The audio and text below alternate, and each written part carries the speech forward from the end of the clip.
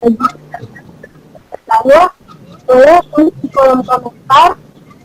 Contohnya, saya ingin bertanya, nanti akun yang telah saya berikan untuk bertanya akan saya sebutkan namanya dan boleh mengaktifkan kembali mic-nya dan nanti akan bertanya dengan Dokter Andia. Dokter Andia ini praktek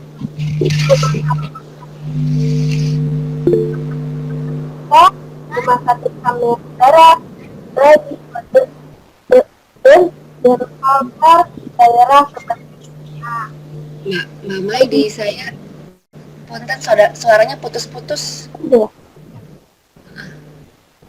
Nah, Sekarang udah belum Mbak? kalau pakai earphone gimana? Udah nih Dok. Sekarang aman. Ya. Nah, untuk para peserta yang penasaran nih, gimana sih caranya menjaga kebersihan gigi dan mulut, apalagi di masa pandemi corona ini. Yuk kita belajar dari Dokter Anta yang tema masa pandemi corona dan menjaga kebersihan gigi dan mulut. Untuk Anda akan untuk tempatnya dan kita 10 menit untuk masa dan dokter. Terima kasih ya Mbak Mai. Assalamualaikum, selamat malam semuanya teman-teman dari Rumah Silja. Terima kasih ya udah kasih kesempatan buat saya untuk menerangkan tentang hal ini. Gimana, suara saya cukup jelas? Jelas Dok. Alhamdulillah kalau gitu ya. Nanti kalau misalnya sekiranya kurang jelas, langsung kasih kabar ya. Oke, topiknya adalah menunda kunjungan ke dokter gigi di masa pandemi corona dengan cara menjaga kebersihan gigi dan mulut. Nah, kita kan memang sekarang ini lagi melakukan sesuai anjuran pemerintah, melakukan pembatasan sosial agar memutus kemungkinan kita bertemu dengan individu-individu lain, orang-orang lain yang bisa saja merupakan OTG. Apa itu OTG? OTG itu mungkin udah pada banyak baca ya. Jadi orang tanpa gejala. Jadi seseorang yang sebetulnya udah corona positif, tapi dia tidak memiliki gejala apapun karena badannya fit atau sehat.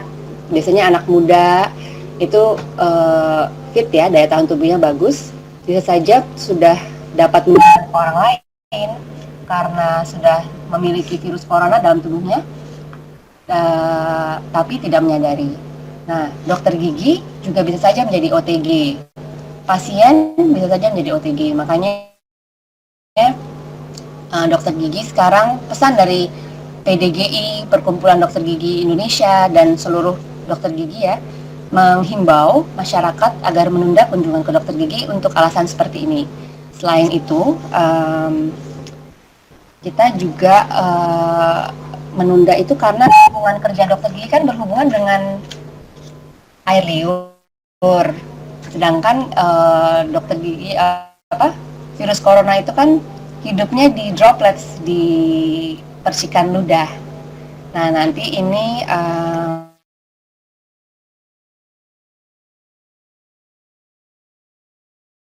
nah, kita ada gambar ya. Gambar pertama, Mbak Mai bisa tolong bantu ditampilkan dulu nggak?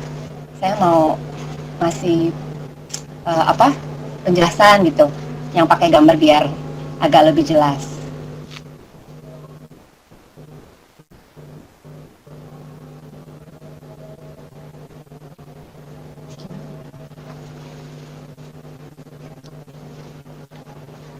Gimana nih? Udah ada belum ya gambarnya? Tuh, kalau udah ada ya, oke. Nah, di gambar ini mudah-mudahan bisa kelihatan dengan jelas ya. Gambar ini untuk menunjukkan kalau misalnya seseorang OTG, misalnya dia batuk atau bersin. Kalau bersihnya keras, dropletnya itu bisa jauh jatuhnya, bisa sampai 6 meter. Kebayang kalau misalnya kita kita kan taunya paling jarak 1,5 2 meter.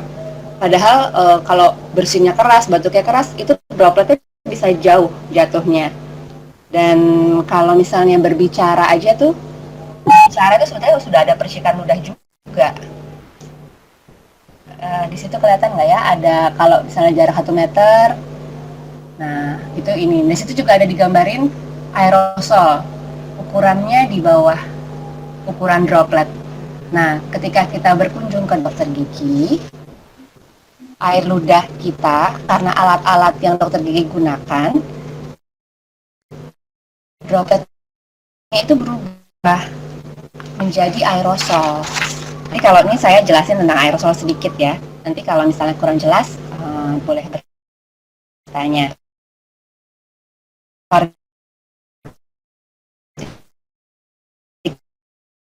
Kalau partikel karena dia akan jatuh pada jarak tertentu, dia jatuh tuh. Paling jauh juga paling 6 meter tuh udah jatuh. Tapi kalau droplets ukurannya lebih kecil, dia jadi bisa melayang di udara. Dan kalau lingkungan kerja dokter gigi karena tertutup, dia jadi melayangnya lama.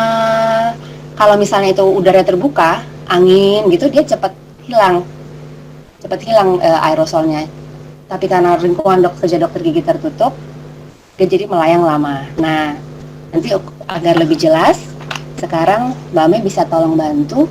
Saya ada videonya nih, gimana sebetulnya gambaran kalau ke dokter gigi. Silakan.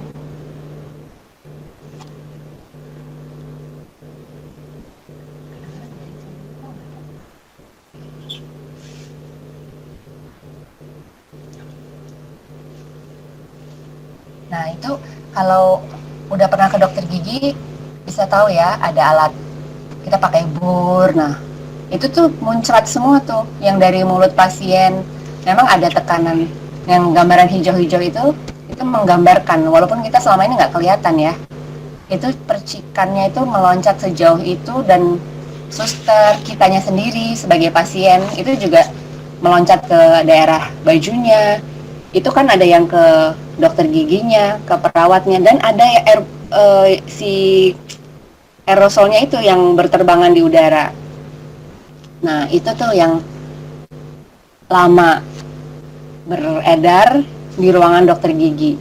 Kadang kalau misalnya kliniknya ukurannya, ada dari sumber yang saya baca ya, kalau misalnya klinik giginya ukurannya luas aja, tapi kan udara AC itu cuma di sekitar situ-situ aja tuh. Ya udah, pindah deh itunya, aerosolnya itu mengalir bersama aliran AC udara yang di dalam ruangan itu. Makanya dokter gigi tuh kalau kerja harus, nggak bisa sekarang ya cuman pakai masker biasa seperti itu.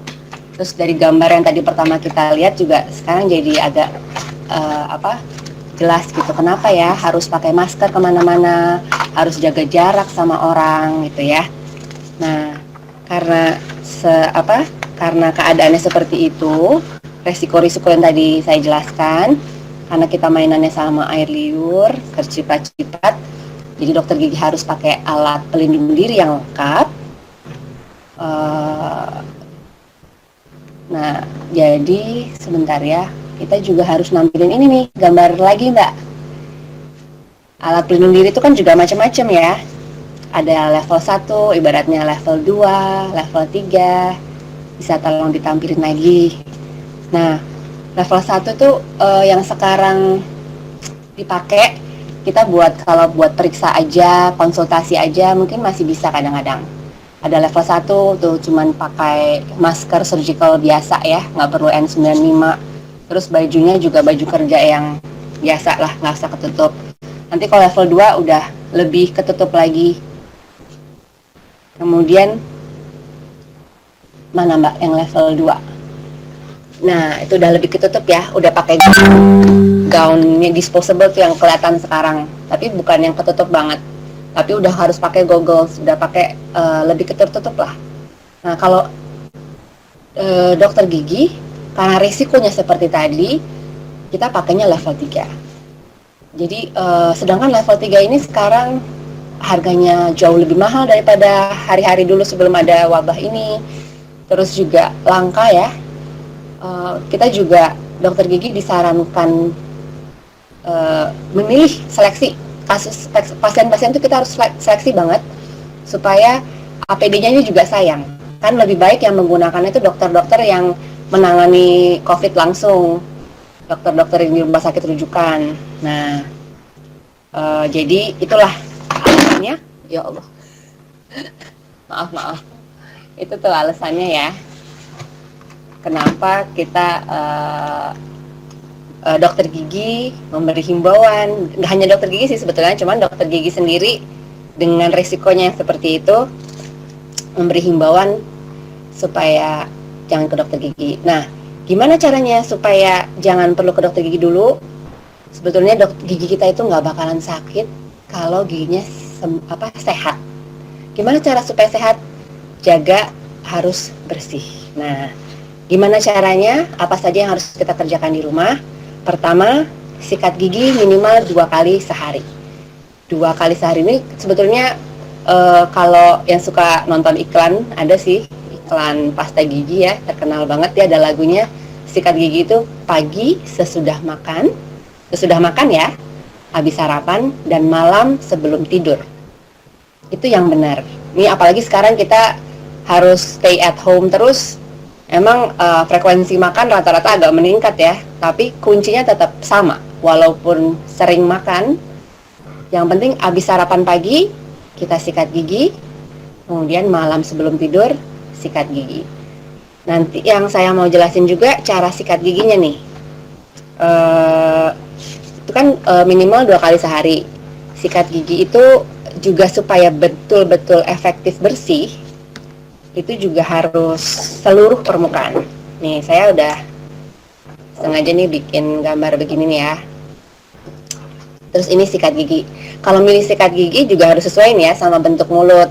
Kalau mulutnya kecil, jangan pilih sikat gigi yang terlalu besar, karena nanti nggak bisa menjangkau sini nih, ke ujung pipi. Ini kan kita mangap nih, gitu ya. Kalau terlalu besar nggak bisa. Kalau terlalu kecil juga capek ininya ya. Nyikatnya. Waktu yang ideal untuk sikat gigi itu minimal 2 menit. 2-3 menit itu oke. Coba kalau untuk mastiin pakai timer ya. Rata-rata kali suka pada nggak sabar, sikat giginya buru-buru, terlalu keras. Belum sampai 2 menit. 2 menit itu kalau dimenitin buat sikat gigi lama. Jadi ini semenit di atas, kemudian semenit lagi di bawah. Terus kalau pakai pasta gigi jangan terlalu banyak. Kalau terlalu banyak kan berbusa nih. Kita nggak bisa lihat giginya ketutupan. Plaknya udah bersih belum? Gitu. Ya. Plak itu yang putih-putih nempel di gigi atau jigong gitu ya istilahnya. Terus yang harus diperhatikan juga gerakannya. Melingkar gini tuh lebih bagus karena gusi kita bentuknya kan gini nih, kelihatan nggak? Bentuknya kayak gitu ya, kayak kubah masjid gitu yang lengkung-lengkung. Kalau kita nyikat giginya gini, Masya Allah. Aduh, ini gimana ya?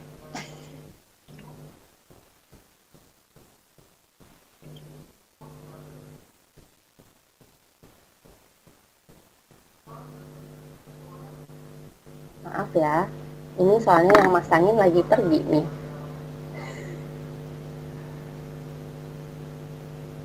Nah,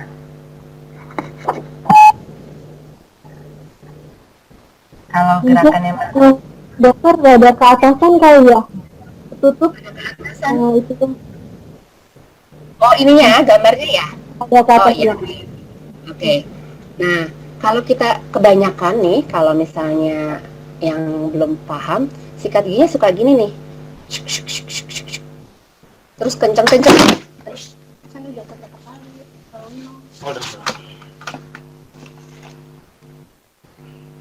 Maaf ya. Maklum nih saya nggak profesional di bidang online begini. Biasa pasiennya langsung. Ya, nggak apa-apa. Nah, jadi sikat gigi tuh begini nih. Kita gerakannya putar-putar. Gini, set, set, set, set gitu ya. Bagian atasnya gini, dari dalam keluar, dalam keluar, dalam keluar. Sikat gigi itu seluruh permukaan, yang di pipi, yang ke arah lidah, terus yang kalau di bawah, yang di pipi. Jadi gini ya, muter kayak tadi yang saya bilang, gini, tuh gitu. Terus ini juga muter. Terus yang bagian sininya gini, dari dalam keluar, dalam keluar, dalam keluar gitu. Nanti yang di depannya muter lagi. Jadi gusinya tetap sehat. Karena begitu gusi kita rusak karena cara sikat gigi yang salah, nanti giginya jadi sensitif, gampang ngilu. Padahal kita sekarang lagi nggak boleh ke dokter gigi. Nah gitu ya. Terus selain dan pastikan ini seluruh permukaan giginya kena ya. Kalau kita mulai dari atas ini sampai sini. Nanti bawahnya lagi. Pokoknya seluruhnya. Dalam, luar, dalam, luar. Kemudian setelah selesai sikat gigi kan tadi 2 kali sehari nih. Cukup sekali sehari boleh flossing. Flossing itu pakai benang gigi. Benang gigi ada 2 macam ya.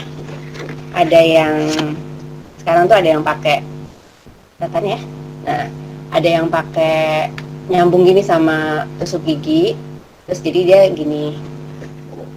Nanti kalau kita makainya di antara-antara giginya nih, tret gitu, tret keluar supaya kotorannya keluar. Tujuan membersihkan dengan benang gigi supaya yang tidak tercapai dengan sikat gigi itu bisa dibersihkan oleh benang gigi. Benang gigi ini beda ya sama benang jahit. Jadi jangan kalau nggak punya benang gigi, pakai benang jahit aja. Ada juga yang jualnya meteran begini, banyak kok kalau di apotik ini. Kita ambil yang panjang, kira-kira berapa ya? 50 cm gitu untuk kalau mau bersihin gigi. Terus harus depan cermin ya, kalau enggak nanti nggak bersih. Terus kita lilitin nih di jari ini biar di jari tengah ini supaya nanti kita bisa mengarahkannya. Kelihatan nggak ya? Pokoknya jadi pas sudah begini baru kita pakai ke gigi kita gitu ya. Bersihkan seluruh permukaan gigi yang di antara giginya. Oke, jangan sampai menusuk gusinya. Tujuannya kotoran di antara gigi itu keluar. Kalau misalnya nih teman-teman ada yang udah punya gigi bolong, terus sekarang atau udah pernah ke dokter gigi baru tambal sementara, atau sekarang belum di ke dokter gigi ya. Nah, kadang-kadang kan kita suka kotorannya masuk situ terus nyongkel pakai tusuk gigi. Hati-hati kalau pakai tusuk gigi ya. Kalau caranya salah, kalau misalnya dorong ke bawah malah makin masuk ke gusinya. Itu malah bikin sakit, nanti gusinya bengkak. Jadi kita dokter gigi pasti nganjurinnya pakai floss, dental floss, karena harapannya kalau kita selipin di antara gigi, nanti kita geser keluar.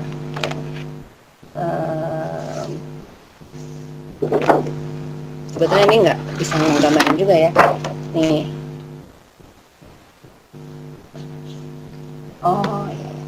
Oh ya, sebentar. Saya punya ada model gigi ini.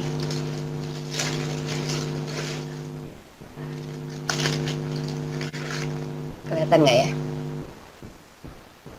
Ini kan model gigi nih. Jadi kalau kita sikat gigi,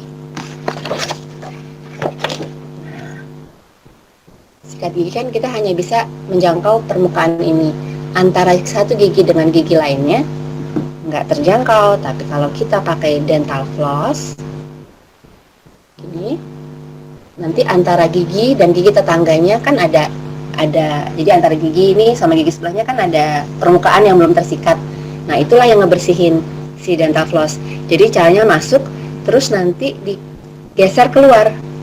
Jadi cara kerjanya benang gigi itu adalah dengan menggeser kotorannya keluar dari cekungan antara gigi itu, bukan tambah masuk ke dalam gusi. Mudah-mudahan abis ini bisa praktekin, terus moga-moga berhasil ya. Terus yang satu lagi habis flossing sih cukup sekali sehari. Jangan lupa juga adalah bersihkan lidah.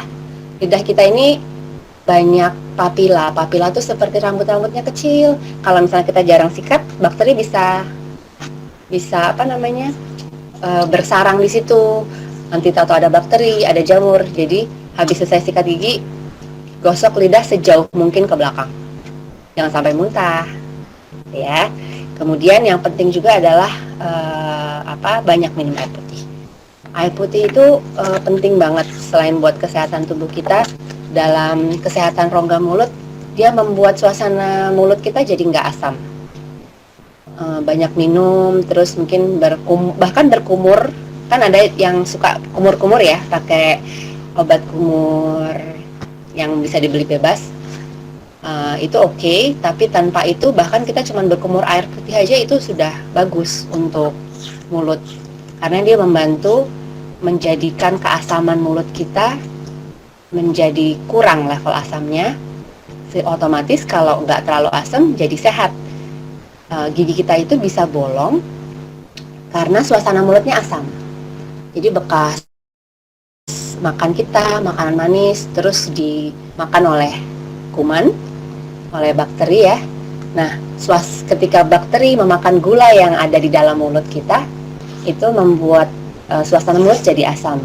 Nah, ketika kita rajin minum air putih, terus kita sikat giginya oke, suasana asam dalam mulut itu jadi naik lagi, jadi nggak asam dia, sehingga otomatis gigi kita jadi sehat.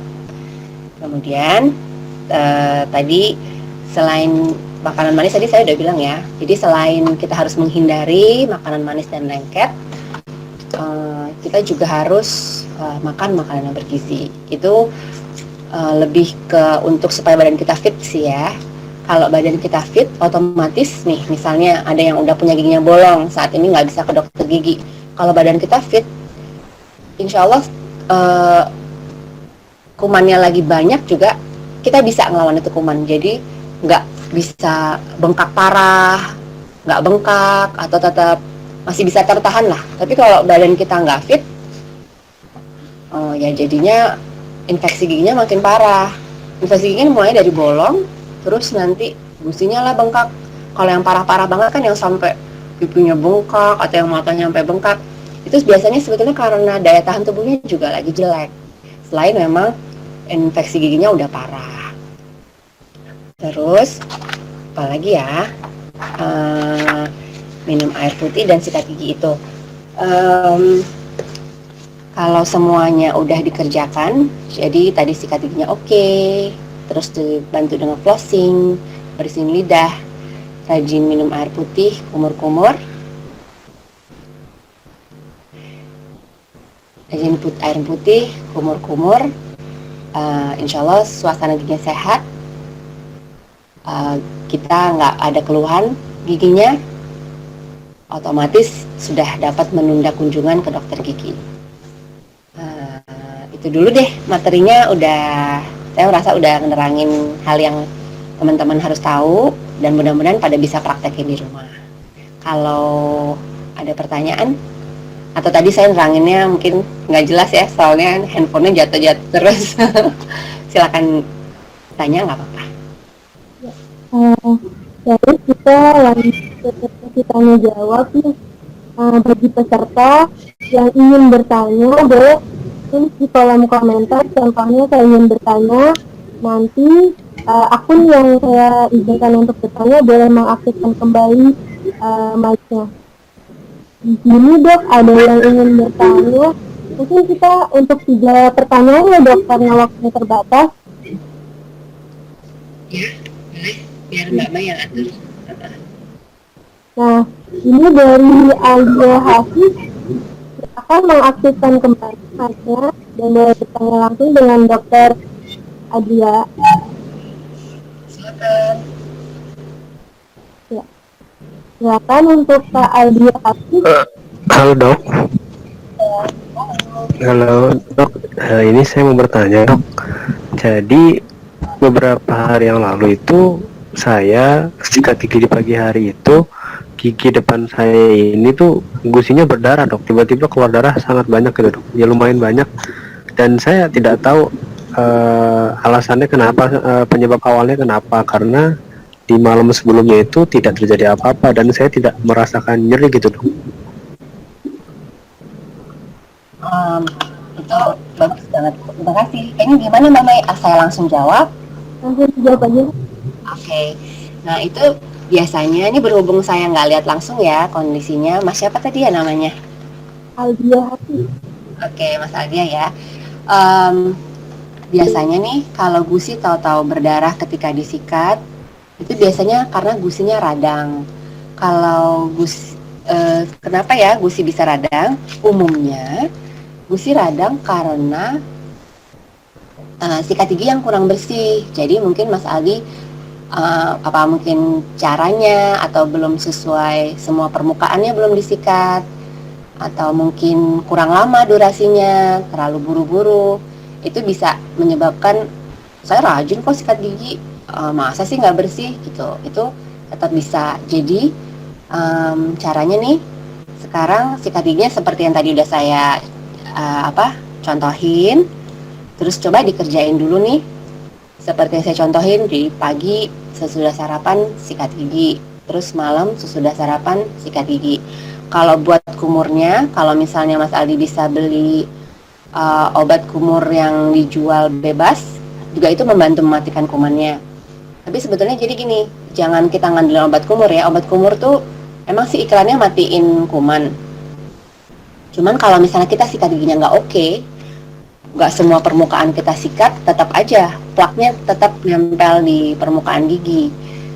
Ya, kalau misalnya sikatnya udah semua, seluruh permukaan, terus dibantu dengan flossing, jadi kan bersih tuh semua permukaannya, ditambah kumur-kumur dengan cairan obat kumur apa aja, oke. Kalau misalnya nggak bisa kemana-mana, bener-bener stay at home, pakai garam, mudah-mudahan ada ya garam di rumah. Itu garam tuh juga dia membantu mematikan kuman. Itu juga bisa kumur-kumur air garam supaya gusinya cepat sehat.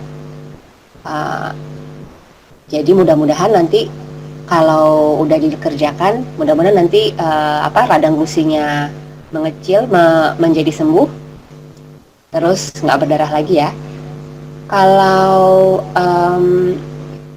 misalnya dia masih belum sembuh, setiap kali sikat gigi kemungkinan masih berdarah, tapi nggak usah khawatir, jangan malah jadi, aduh, jadi ngeri nih, nggak usah sikat gigi di situ, malah nanti jadi nggak sembuh-sembuh ininya, radang gusinya. Pelan sikat giginya, tapi semuanya. Jadi semua permukaannya. Tadi kan Mas Aldi bilang di bagian depan ya. Ini kan di bagian depan nih. Jadi saya ulang lagi biar nanti makin mantep ya ngerjainnya. Memutar. Sebenarnya ada keatasan kayak dok, kurang terlihat jelas. Keatasan sedikit gambarnya dok. Oh iya. Gini ya. Ya. Nah, jadi ini tadi kan gigi depan. Gigi depan tuh kadang-kadang kita suka miss bagian belakangnya nih. Suka lupa. Karena kalau ngaca nggak kelihatan ya. Dari langit-langit keluar. Langit-langit keluar. Langit-langit keluar. Terus kalau sikat gigi ini ingat prinsip NKRI ya. Negara kita merah putih. Merah putih. Jadi arahnya dari arah gusi ke gigi. Gigi kan putih nih. Gusi kita merah. Jadi ini kalau udah muter, terus boleh dibantu dengan gini, seret, seret, seret, gitu. Yang di samping sini juga boleh. Jadi makanya kenapa yang di bawah juga arahnya dari gini ya, dari bawah keluar. Karena prinsipnya dari daerah gusi ke gigi, merah putih, merah putih, merah putih, gitu. Mudah-mudahan berhasil ya. Selamat mencoba ya Mas. Bagaimana Pak Aldi? Iya, terima kasih dok atas informasinya, semoga bisa saya laksanakan.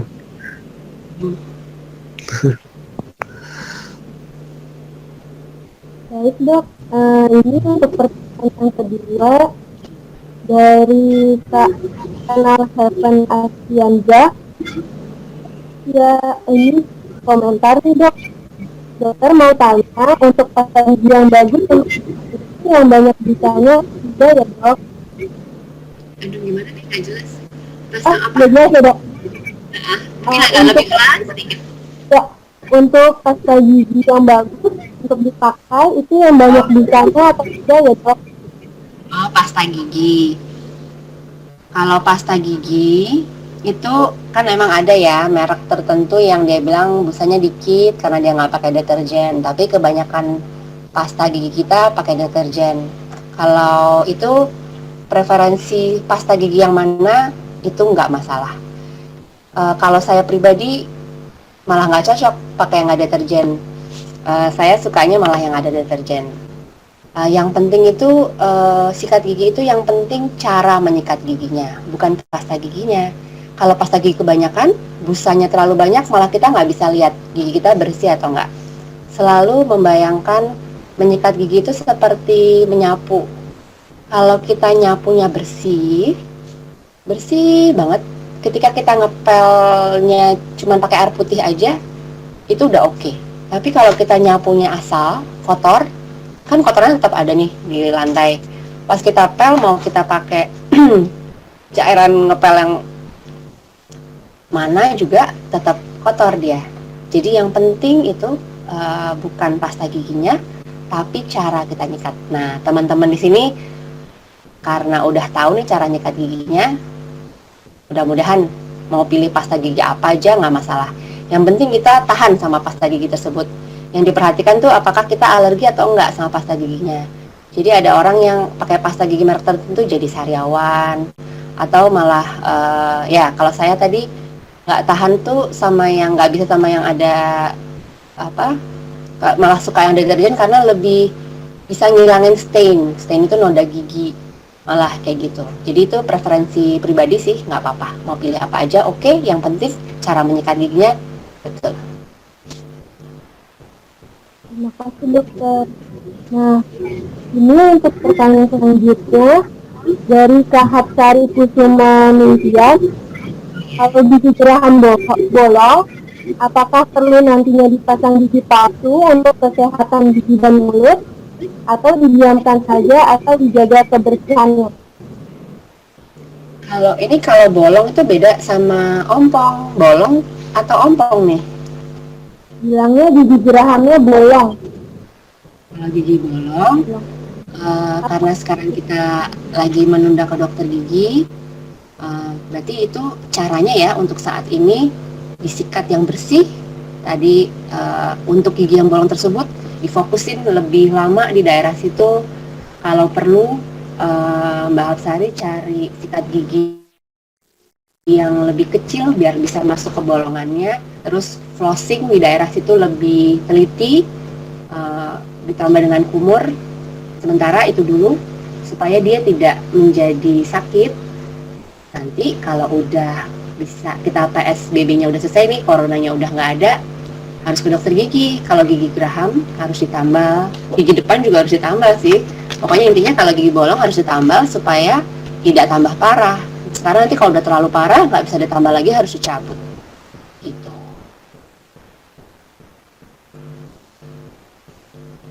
Gimana Mbak Mai? Ini ya, bagaimana Kak Hapsari Kusuma Ningtyas, apakah sudah jelas?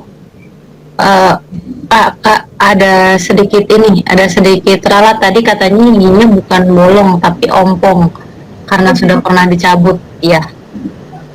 Iya, kalau udah ompong harus diganti. Kenapa harus diganti? Supaya ini kan gigi kita idealnya dia rapi dan berdampingan satu sama lain. Gigi itu, oh ya kita harus tinggi ya. Gigi itu dia makhluk sosial.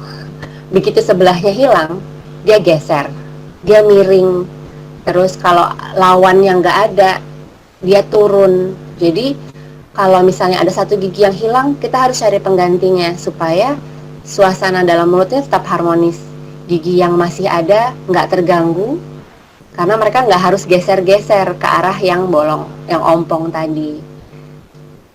Karena begitu gigi yang lain geser, nanti jadi renggong, nanti ada masalah baru tuh. Masalahnya misalnya jadi gampang nyelip, atau biasanya sih jadi gampang nyelip, kadang kita nggak kerasa ya itu gampang nyelip, tapi kotorannya lebih banyak di daerah situ gitu. Nanti tahu-tahu bolong baru gitu. Jadi kalau gigi nggak segera diganti, itu sebetulnya akan menimbulkan masalah lagi di masa yang akan datang. Tapi karena ini lagi masa corona, ya udah sabar dulu, sikat yang bersih, dan berharap giginya juga pada diam, nggak pada geser, gitu. Ini Mbak Hapsari Kusuma Ningtyas yang nanya ini ya, kalau ada gigi belum 6 bulan setelah scaling, sudah ada plak kembali, gitu. Iya, Apakah tunggu 6 bulan atau langsung di scaling kembali? Nih kalau ini saya mau nerangin juga ya sekalian. Plak itu beda sama karang gigi. Kalau yang kita sikat gigi setiap hari itu supaya plaknya hilang. Kalau plaknya tidak tersikat dengan baik, itu menjadi karang gigi. Nah itulah yang biasanya dibersihkan oleh oleh dokter gigi.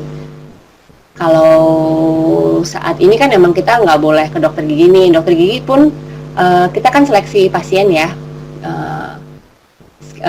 Menggunakan scaler itu termasuk yang kita nggak boleh pakai. Menggunakan bur itu termasuk yang kita nggak boleh pakai. Jadi nggak sementara kalau di rumah dibersihkan aja. Insya Allah kalau kita bersihnya oke, plaknya nggak banyak. Kalau plaknya nggak banyak, otomatis nggak jadi karang gigi. Kalau kenapa dokter gigi nganjurin 6 bulan sekali ke dokter gigi? Karena biasanya nggak semua orang rajin flossing, nggak semua orang sikat giginya bisa ke seluruh permukaan. Jadi otomatis biasanya selalu aja ada karang gigi. Dan juga dokter gigi buat periksa, oh ada bolong kecil nih gitu. Kalau 6 bulan kan masih setiap 6 bulan rajin kan otomatis bolong kecil aja langsung terdeteksi. Jadi harapannya tuh biar nggak nunggu parah, sudah langsung tertangani. Gitu. Ini kalau yang nanya di sini, Mbak Mai? Ya. Ini ternyata di message tuh banyak yang nanya ya. Iya, betul. Apa saya scroll satu-satu? Ini masih semua aja kok gimana dok? Pertanyaan lagi dok. Kalau misalnya nih kita masih ada waktunya, saya rasa sih bagus juga nih dibahas. Dan ada dari yang tadi Wahid ini tadi minta untuk menggerakkan gosok giginya bisa tolong diulang setelah gerakan berputar. Oke. Tadi kurang ke atas nih. Oh iya ya. Segini udah cukup? Cukup dok. Oke. Setelah gerakan berputar, oke. Intinya adalah kita harus menyikat seluruh permukaan gigi. Kenapa berputar? Supaya gusi kita tetap sehat. Jadi setelah ini berputar, karena kita harus menyikat bagian samping dalam yang ke arah langit-langit atau ke arah lidah, dan kita patokannya itu dari arah gusi ke gigi, merah ke putih. Jadi gini, tarik keluar. Ini tarik keluar. Oh, kalau saya pakai model gigi,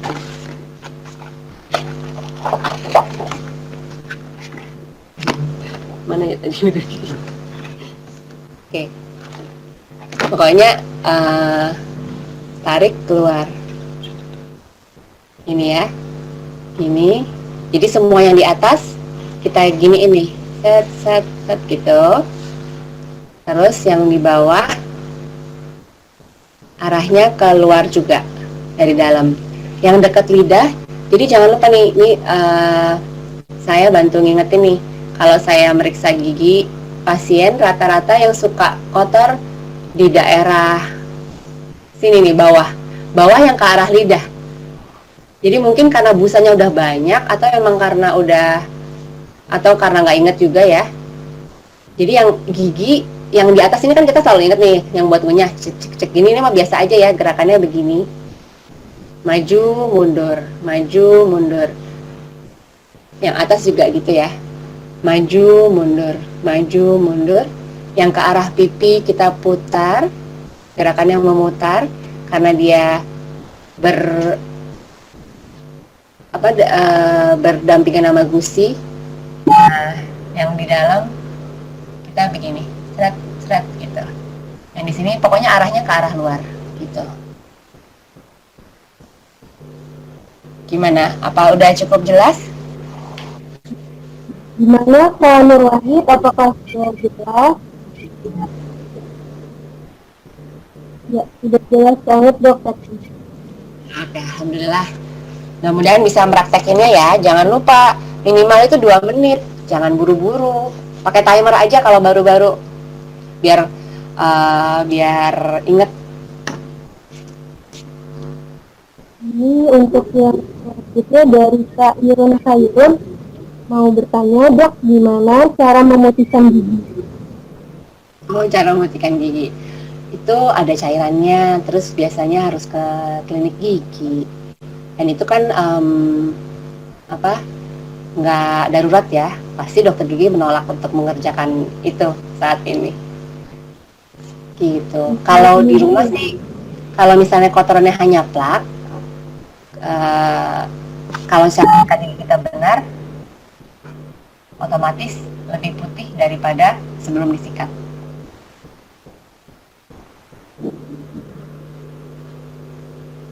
Gimana Kak Irun Khairun, apakah sudah jelas? Ya, sudah dok, terima kasih. Oke. Nah, ini dari Kak Cari tadi sudah. Nah, ini dari Kak Galuh Adrisni Nur. Dok, izin bertanya, jika gusi kita sakit, tertutup gigi atas dan mulut tidak bisa tertutup karena gigi belakang kena gusi tersebut, solusinya bagaimana ya dok? Sebentar ya, saya bayangin dulu sebentar ya. Gusi kita sakit, tertusuk gigi atas dan mulut tidak bisa tertutup karena gigi belakang kena gusi tersebut. Ini dugaan saya sih, apa ini giginya gigi bungsu kali ya? Kalau gusinya biasanya nggak sakit, sekarang sakit, coba nanti Galuh coba. Jadi misalnya itu gigi belakang ya, ini gigi belakang atas, gusinya sakit. Jadi intinya gini, coba tetap selalu coba sikat giginya sampai ujung. Kalau misalnya kira-kira itu kadang-kadang posisi gigi kita kan nggak rata seperti ini, mungkin dia miring atau dia agak terbenam ke belakang. Kalau perlu cari sikat gigi yang lebih kecil lagi supaya bisa menjangkau gigi tersebut. Terus gusi yang nutupin itu tetap berusaha disikat sebisa-bisanya. Kemudian tadi pakai air garam dikumur ke situ. Kalau enggak cari obat kumur. Kemudian di kompres lain buat kumur. Obat kumurnya itu bisa buat kompres. Jadi kita pakai kasa steril, beli di apotek. Terus obat kumurnya dijadiin bahan kompresnya, kita taruh di kasa, terus gigitin di gusi yang sakit tadi. Tapi itu mengerjakannya setelah sikat gigi yang bersih. Terus tetap coba tadi pakai dental floss tadi, kemudian kumur, jangan makan yang lengket dan manis dulu. Terus kumur pakai obat kumur dan sekalian dikompres. Jadi gusi yang tadi lagi sakit mungkin karena dia agak bengkak, dikompres. Gigit kasa yang steril yang udah dikasih obat kumur tadi, dikompres agak 10 menit gitu. Itu kerjain sampai sehari 3 kali juga, mudah-mudahan gusinya agak kempes. Ini dugaan saya jadi karena gusinya agak bengkak kali ya, makanya dia sampai sakit gitu.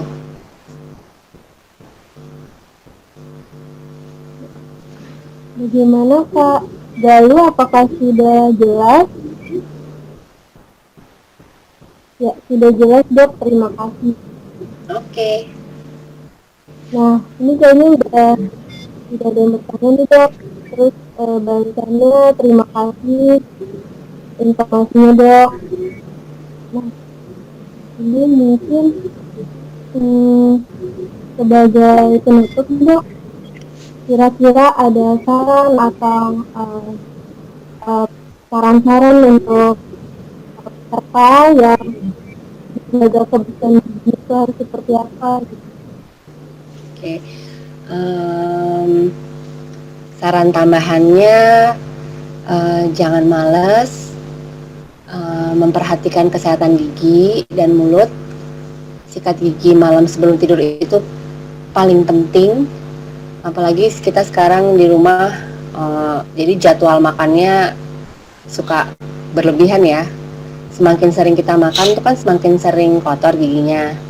Kalau minum air putihnya jarang, sikat giginya juga nggak sesuai anjuran, nanti kita juga yang menanggung akibatnya. Jadi mudah-mudahan teman-teman di sini bisa meraktekin tadi semua yang udah saya paparin. Insya Allah kalau itu dikerjain sambil menunggu wabah ini reda, kita semua bisa menunda kunjungan ke dokter gigi karena gigi dan mulutnya pada sehat semua. Ini dok, karena ada beberapa peserta yang misalnya ingin bertanya lebih lanjut kepada dokter Andrea,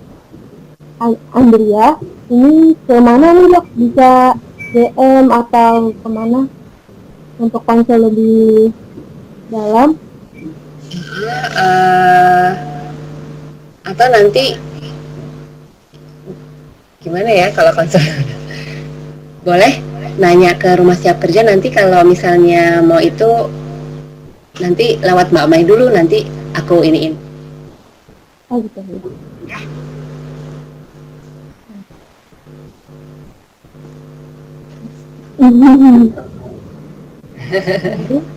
Karena waktunya terbatas nih dok, terus terima kasih banyak nih dok, ilmunya benar-benar bermanfaat buat kita, terus peserta-peserta juga yang memiliki kendala di bagian giginya juga bisa dijawab dengan dokter. Terima kasih banyak, semoga ilmunya bermanfaat nih dok. Terima kasih juga bagi para peserta telah mau bergabung dengan kami, belajar bersama-sama. Mohon maaf apabila terdapat kekurangan dan kesalahan. Saya Melina, juga Dr. Andrea Diarti pamit undur diri. Assalamualaikum warahmatullahi wabarakatuh. Waalaikumsalam.